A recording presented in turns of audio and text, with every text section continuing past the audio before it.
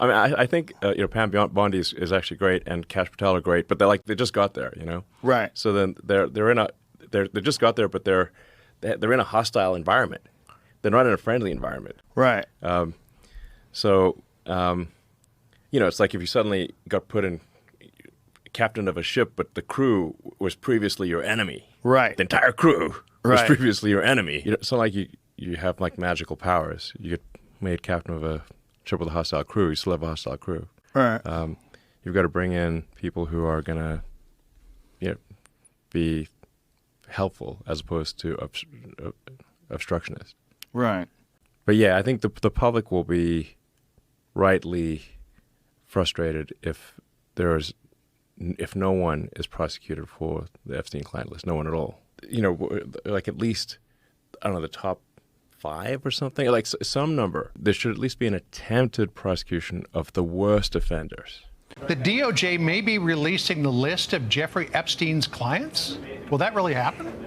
It's sitting on my desk right now to review. That's been a directive by President Trump. I'm reviewing that. I'm reviewing JFK files, MLK files. That's all in the process of being reviewed because that was done at the directive of the president from all of these agencies. And of course, you've seen the very strong letter. We will get everything. We will have it in our possession. We will redact it, of course, to protect grand jury information and confidential witnesses, but the American people have a right to know. And Donald Trump is the most transparent president in our nation's history. So not only will America get the full Epstein files, they will get JFK, they will get Martin Luther King. 2 days later. On the FBI front, the head of the New York field office, James Dennehy, has retired under intense pressure. Boy, oh boy, oh boy, oh boy, oh boy. So we got to talk about a story that I'm pretty sure most of you guys are familiar with in regards to the anticipated release of the Epstein files, which was supposed to happen already. Okay, Pam Bondi promised to have the files released, and they kind of released files, except the files that were released are files that has information that we already knew about. Okay, it's just old flight logs and stuff like that that was already available on the internet. Everybody already has seen the information that was released. I'm pretty sure most of you guys are familiar with this image right here of all these conservative influencers at the White House holding up the Epstein files phase 1 release. This was something that clearly backfired on Pam Bondi and the White House doing this. Not a good look at all, to be honest with you guys, because the people want to know the truth. The people want to know who was involved, who was going to the island, who participated in the activities that involved underage girls. And most of all, I think people want justice. They want accountability. They want to see arrest. And Pam Bondi in this little debacle here when it comes to the release of the Epstein files is not inspiring much confidence in people. She's been rightfully criticized for slow walking the release. However, she is defending herself by saying that, hey, it's not our fault, right? It's not our fault that they basically botched the release of the files, because apparently the real stuff, what people are actually looking for with information that could possibly be incriminating, apparently the FBI in New York is withholding that information, right? Because we know that the FBI and the DOJ, they're hostile towards Pam Bondi and Kash Patel due to the fact that they were appointed by President Trump. And therefore, it seems like there's a full-scale revolt happening within the office. Now, Pam Bondi set a deadline to have the Epstein files in her hand for the New York office to turn over the files. However, apparently that deadline was not met, and Pam Bondi went on Mark Levin's show to promise to fire any FBI agents that are involved in blocking the release of the Epstein files. Take a look. And now we learn, thanks to you, that you've been stonewalled by people in New York. Do you want to explain that? Yes, Mark. So as you know, we released about 120 pages of documents, and I started asking for these documents right when I came into office and before Kash Patel was in there. So I ended up getting about 120 pages. We carefully redacted them, of course, to be sure the 254 young girls, women who are victims of sex crimes and sex trafficking, their personal information was redacted and out of there to protect them. So I'm going through it and I kept saying, there has to be more. There has to be more. I'm assured that's it. Cash asked the same questions. Assured there's no more. I found out, this week that a source told me New York, SDNY, they're sitting on thousands of pages of documents regarding Epstein. Thousands. And of course, you've seen the very strong letter. We will get everything. We will have it in our possession. We will redact it, of course, to protect grand jury information and confidential witnesses. But the American people have a right to know. And Donald Trump is the most transparent president in our nation's history. So not only will America get the full Epstein files, they will get JFK, they will get Martin Luther King. Well, that's fantastic, but I assume the Southern District of New York is, or has been, holding on to this information for a reason. That is, they don't like the names on the list. And, of course, we know New York is a hotbed of the Democrat Party, and that includes in legal circles. Do you think that's part of the issue here, that they're trying to protect a lot of names and individuals? Mark, I have not reviewed the information yet. And as a lawyer, as a prosecutor, I want to review everything before I make a firm conclusion. But I think it's very interesting that they withheld that from us. And I will find out who withheld it, and they will not be working for us anymore. So once all that's gathered, you're just going to put it out in the public with the obvious necessary redactions, including the people who were the victims and the phone numbers and so forth. But for the perpetrators, I assume that we'll see those names, yes? Well, certainly. There's nothing can be withheld on that. Of course, as you know, grand jury information, anything confidential will be withheld under the law. And we're going to do everything in our power to protect the victims so they're not further victimized also. Yeah, so you see that, you heard that. Now, Pam Bondi promised that whoever is upholding these documents, the release of the Epstein files, would be fired. Now, I don't think that goes far enough, right? I think that anybody upholding the files honestly should be arrested, okay? I don't think she's talking tough enough. And at this point, Pam Bondi has been doing a lot of talking, and I think the American people want to see some action. And we may be seeing a little bit of action here as the head of the FBI New York office says he's retired from the Bureau after being ordered to do so. Yeah, so the head of the New York FBI field office, Mr. James Dennehy, is being forced to retire, a.k.a. he's been fired, but he's been forced to retire. And this news comes out after Pam Bondi promised to fire whoever is withholding the information that she wants. Now, this guy has a history of basically not following orders from the Trump administration from day one. So I wouldn't be surprised if he is involved in withholding these files. Take a look.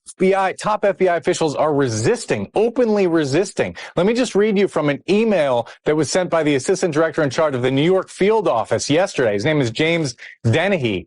He sent this extraordinarily blunt email to his staff challenging the Trump administration. He said, "Today we find ourselves in the middle of a battle of our own, as good people are being walked out of the FBI and others are being targeted because they did their jobs in accordance with the law and FBI policy." So who's in charge at the New York FBI field office?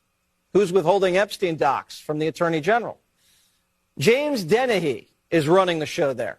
There he is. This is the guy who emailed his whole staff to dig in after Trump took office. And don't forget that James Comey's daughter is an assistant U.S. attorney for the Southern District of New York. She worked on the Epstein and Maxwell cases. She's kind of knee-deep in this. Epstein was facing sex trafficking charges in Lower Manhattan. Where's all that paperwork? The FBI seized computers, surveillance videos, banking records, file cabinets, and photographs from all of Epstein's properties in New Mexico, the Virgin Islands, Palm Beach, and in New York. The Justice Department also gave Epstein a sweetheart non-prosecution deal 17 years ago. Where are those files? The Bureau of Prisons. Where are those files? You remember where Epstein killed himself? I asked Bill Barr about that, why everything seemed to go wrong that night. When I first heard all the information and all the coincidences here, I was suspicious. What were the coincidences? I mean, those were a lot of coincidences. Well, one of the cameras was out. Right. He was supposed to have a cellmate. Cellmate left. They didn't replace the cellmate. And the guards who were supposed to check him every half hour didn't check him. My EMT source said he was on the scene immediately to pull Epstein's body out to the morgue. And when he got to the cell, he saw 7 people there touching Epstein's body and moving stuff around. Yeah, so you've seen that, you heard that. Now, it is unclear if Mr. James Dennehy stepping down, being forced to retire, has anything to do with Pam Bondi and her promise to basically fire anybody that is withholding the Epstein documents in the New York office. I am not sure if that is the case. The mainstream liberal media is framing this as if it has nothing to do with the Epstein case, and it has more to do with the fact that Mr. Dennehy did not want to capitulate to President Trump's demands to basically turn over any information about the FBI agents who were going after the January 6th protesters.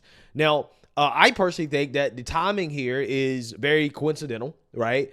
In the sense that this guy is the head of the office and he is ultimately responsible for turning over the files. And if what Pam Bondi is saying is true, then yeah, I mean, you got to start with the guy at the top, right? If you're going to clean house, you got to start with him. So again, this could be about Epstein, right? The Epstein files, but it also could be about the investigations related to January 6th as well too. And this guy refusing to comply with the president and his orders when it comes to trying to identify who was working on those cases. But regardless, I think this situation really shows you how the Trump movement, the America First movement, MAGA, is not a cult, right? I mean, unlike what the left says, Pam Bondi and Kash Patel as well too have gotten a whole lot of backlash for not fully releasing these files, slow walking the release, the botched stunt. It seemed to be a social media stunt involving conservative influencers in the phase 1 release of the files. Yeah, they've got a whole lot of backlash, right? And rightfully so. Again, it shows that our movement, we're able to think for ourselves, okay? And that we are going to be critical of the president and his administration if they do things that we don't agree with, or if they don't do things that we want them to do.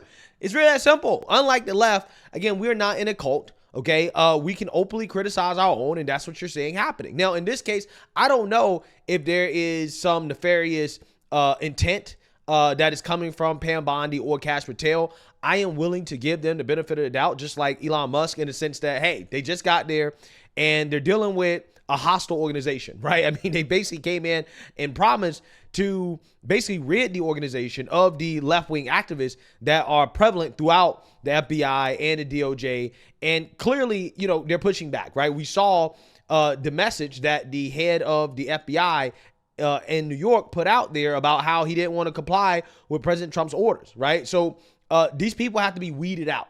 And it could very well be the case that this office in New York, that the people who are working there are holding up the release of the Epstein files because they don't want the information to be released to the public. I don't know. It can also be the case that, who knows, maybe Pam Bondi and Kash Patel don't really want the information to be released, that essentially they are playing games with the base, okay, in order to try to, I guess, thread the needle of putting information out there, but not putting all the information out there in order to satisfy the base and the promise that the documents would be released. And that would be a plausible explanation for the whole conservative influencer thing, right? I mean, it all seemed just kind of weird to me, right, to release the files in that way instead of just putting them out there to the public to see on the website and just letting it be. Again, just a really stupid mistake on their part. But hey, you know, maybe it is the case that you have a rogue office in New York that is currently holding up the files. And if that's the case, then those individuals not only need to be fired, but I think they should be prosecuted and arrested as well too, right? Pam Bondi should be going down to the office herself in person and demanding the files, right? That's what she should be doing. Okay, so what people want to see is action. They want to see action. They said that the files will be released, and ultimately, at the end of the day, we're going to hold them to that promise, right? There has to be accountability, even for people that we agree with, okay? It's really that simple. And I know there are a lot of people in the mainstream liberal media making fun of this whole debacle, But honestly, I think it just shows that they're wrong, right? When it comes to the America First movement, the MAGA base, which is that, hey, we're in a cult, okay? We just go along with anything that Trump says or anything that the administration does or whatever. And that's just simply not the case. It's just simply not the case. And you're seeing that with this situation right here, okay? We want to see the files, okay? We want to know who was involved. We want accountability. We want justice. And it is good that the base is holding the Trump administration accountable for that. So let me know what you guys think. Make sure you like, comment, and subscribe. Most importantly, share a Black conservative perspective. Peace.